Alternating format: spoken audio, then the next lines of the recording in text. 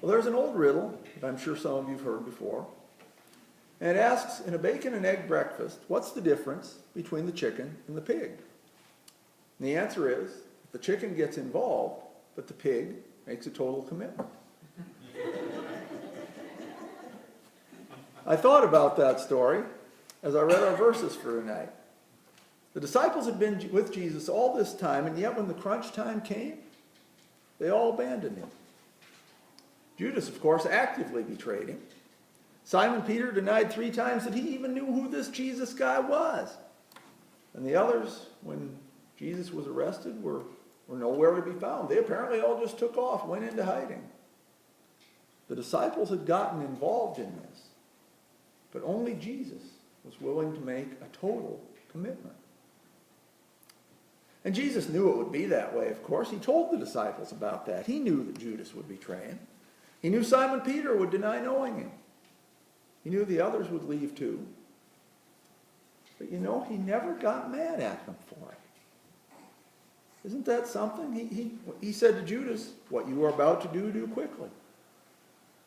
The way it reads, he would never have said anything to Simon Peter about what he was going to do, except that Simon Peter bragged about how he was willing to lay down his life for Jesus.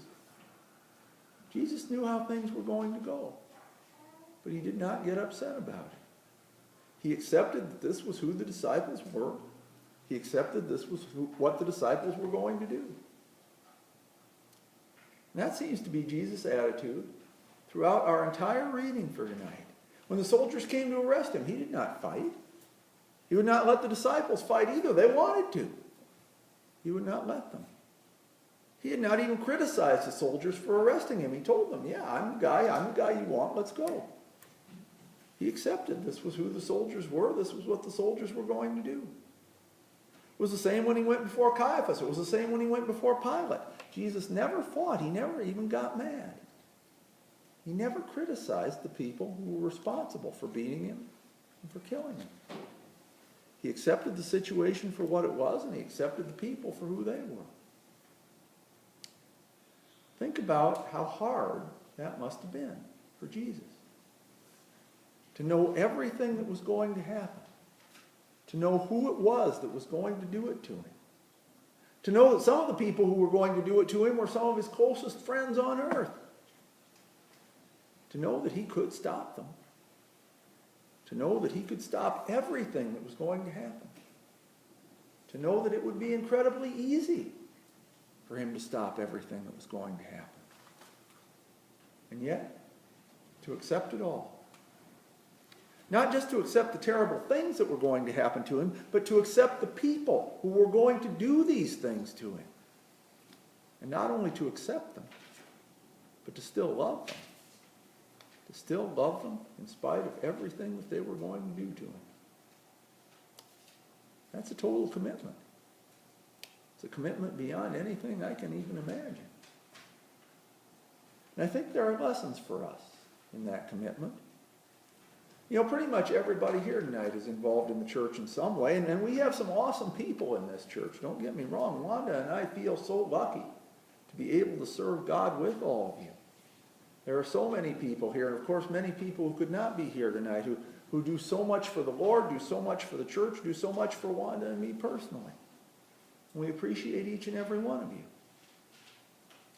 And yet, how many of us could say that we are totally committed to serving God? Probably not very many. And don't get me wrong, I'm not saying I'm one of them. Not by any means. There are very few of us who could say that we are totally and completely committed to serving God. So committed that we would give up our lives if necessary to serve God. But we should. Because we claim to be followers of Jesus, right? And if we're followers of Jesus, then we should be willing to go where Jesus went and do what Jesus did. And of course, where Jesus went was the cross. What he did was die there. So if we're truly followers of Jesus, that should be what we're willing to do too. We should be willing to make that total commitment that Jesus made. Now don't misunderstand me. I'm not arguing for a works-based salvation here. The disciples were not totally committed, and yet Jesus loved them and accepted them anyway. Our salvation is based on faith, not on works. And Jesus knows how hard that total commitment is for us. Remember what the Apostle Paul said. He said, very rarely will anyone die for a righteous person, though for a good person someone might possibly dare to die. That kind of total commitment that we're talking about is a very rare thing. But we should not use that as an excuse either, and that's an incredibly easy thing to do too. It's really easy for us to say, well, you know, I'm doing pretty well. I do a lot of stuff for the Lord. I do a lot of stuff for the church. I'm doing okay. I'm doing enough. And again, don't take this as me saying I'm upset with anyone for not doing enough. That's not the point. I know lots of people do lots of things for the church and for God, and I appreciate them. And I'm sure God appreciates all of those things that are done too. That's not the point.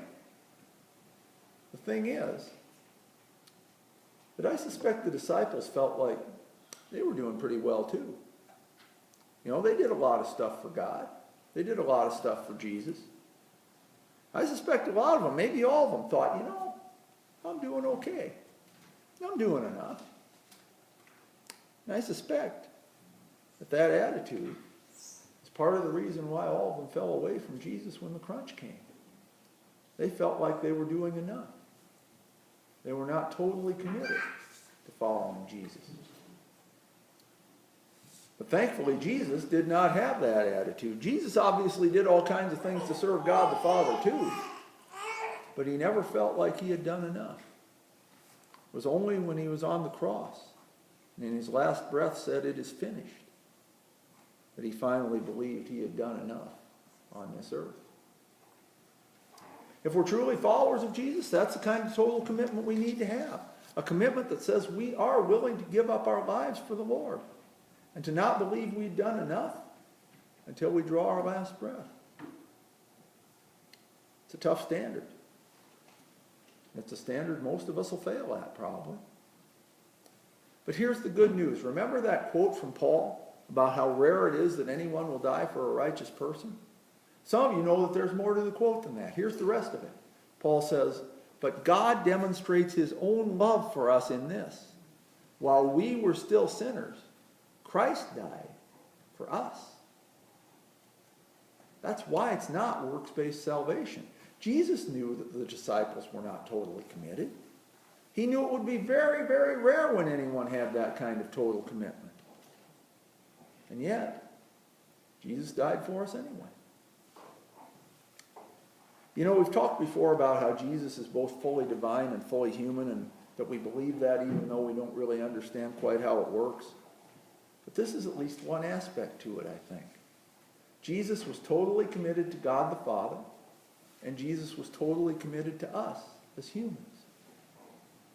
Jesus knew that it was God's will that he die to save humans. And Jesus knew that it was only through his death that we humans could be saved.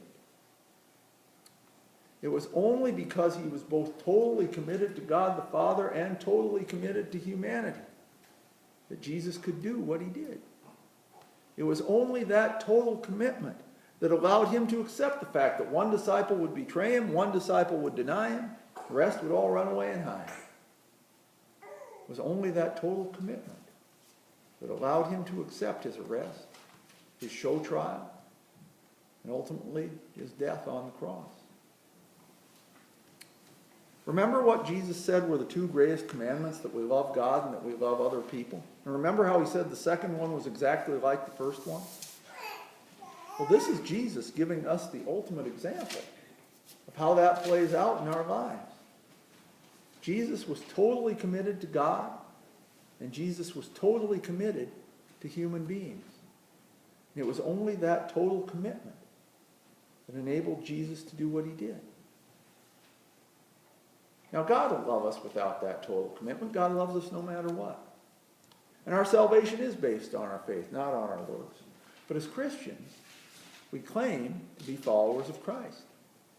And that means we need to do what Jesus told us to do. To love God and to love others. And we need to do that no matter what the cost is. We need to make that total commitment to God and to each other. Even if that means giving our lives. It's a tough standard. And again, I'm not saying that I've done it. And I'm not saying I'm going to be able to do it. But we need to try. We need to try again. We need to keep trying and to keep trying. It's good to be involved, but it's not enough to just be involved. We need to be totally committed. That's what Jesus did. That's what you and I are supposed to do too. Amen.